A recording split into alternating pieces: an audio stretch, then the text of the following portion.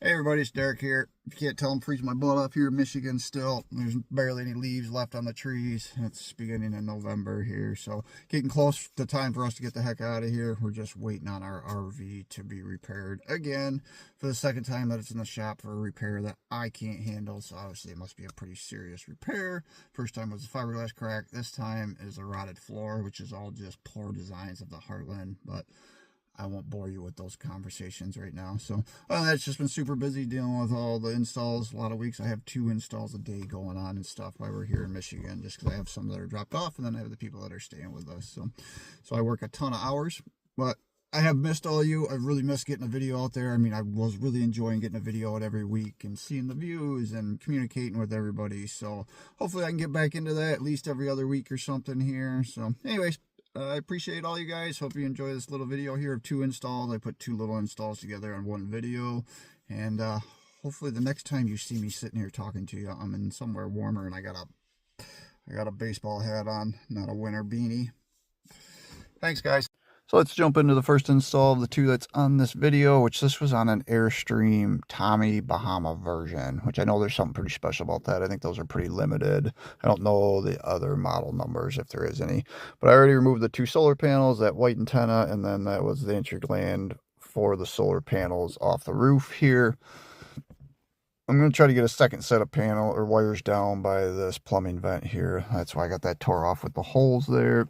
And then I ended up reusing the factory wires for the solar. I just didn't use their entry gland because it's one of those weird SAE, bring them together in parallel, very limiting on the voltage and what you can do with it. So I don't reuse those ever. Then we put these black panels that are up here. We put 6 of those. Those are some 150s. And I put 2 110s also on here. So we put about as many watts as you could fit on this Airstream. Not a bad day here in Michigan for June. My wife and kids are walking over there.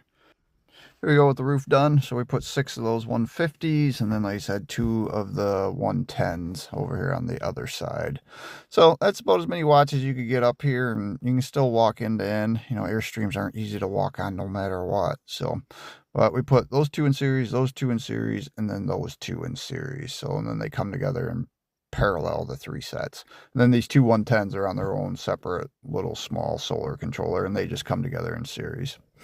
So again, I removed that factory entry gland and just put 2 different style entry glands on that I can use wires with MC4 connectors. This is where the antenna was removed, so I got that all sealed up with a piece of Eternabond tape and some Diacor. Oh, there's our rig over there. So this is one of our spots we come to in Michigan. We don't spend as much time here because of the fact there's a lot more bugs here between spring and July. Like the ticks are awful at this spot, so we spend a lot more time at the other spot. All right, let's hop down below and we'll check out the Victron lithium setup down here. So again, these Airstreams got very limited spots to put equipment, so I was glad that there was actually this big of a spot up front, which you can access from underneath the bed a little bit, but then this front door, which it was a little tough doing the work over the skinny little door, but got my sticker stuck on there.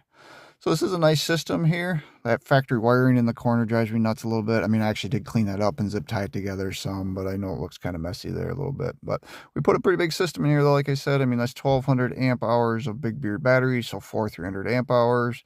Then we got the whole link set up there, power in shunt distributor.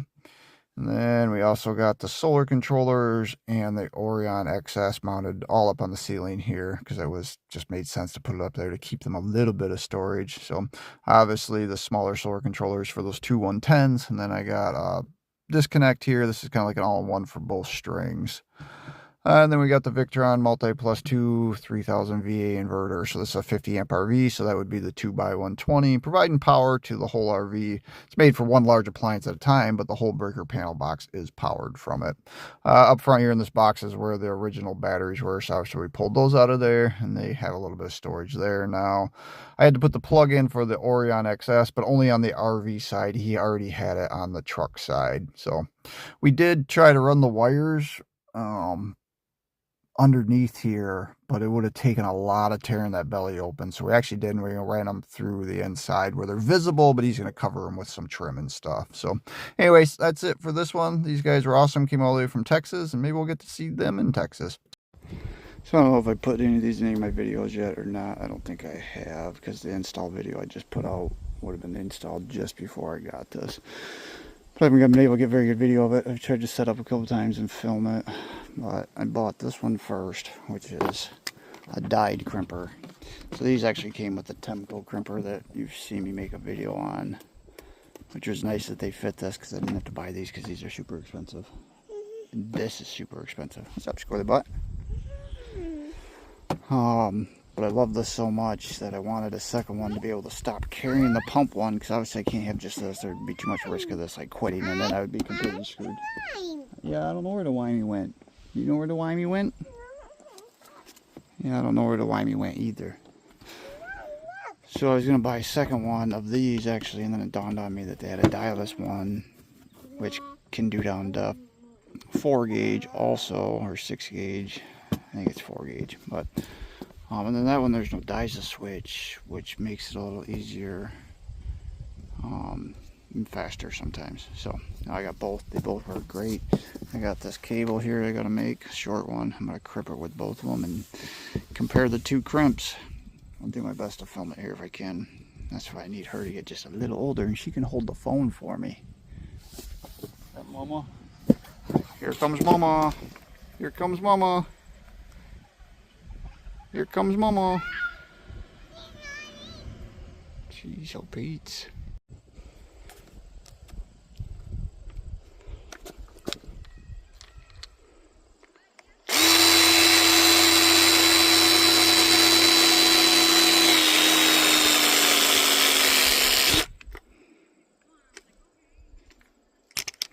Just like so, piece of cake. Hey guys, we're going to jump into the second little install on the second half of this video here, which was in this little Vegas. I think they consider this thing like a B+ or something, but nice cute little RV for a couple, especially nice things you can get it in and out of just about anywhere. So we put a decent little system in this for them. You know, being small and one air conditioner, they'll certainly have some air conditioning use from this system. So we put 600 amp hours of big beard batteries, two 300 amp hour batteries. Then you got the catastrophic fuse, smart shunt into the distributor there, like always. That goes to the inverter, solar controller, got the solar disconnect there, you know, all the standard things that you guys see me use. I used blue and black cabling on this one, either blue or black or red or black is typically what I use. And I got the product labels that you guys see me stick around from time to time. Hop up here on the roof, show you what we did up there. So we kind of added as much solar as we could on this little thing without really stuffing the roof. So I ended up adding 4 Renogy 250 watt panels. These are Renogy 250s that are bifacials, but honestly I've used a lot of the rich solar 250s and I don't think these Renegys work any better than those ones, but they are nice, cool, and saying they're bifacials. That panel there was the one that came on the RV, but then I added these 4, so we put 2 together in series, 2 together in series, and then they come together in parallel here at the entry gland that I put in, which is actually underneath this panel. So I just made some pigtails so the Y branch connectors were outside of it and accessible if ever needed. I seen this little spot in the sealant there. I thought it was an air bubble, but it's actually just a bug stuck in there. So anyways, that's it for this one, guys.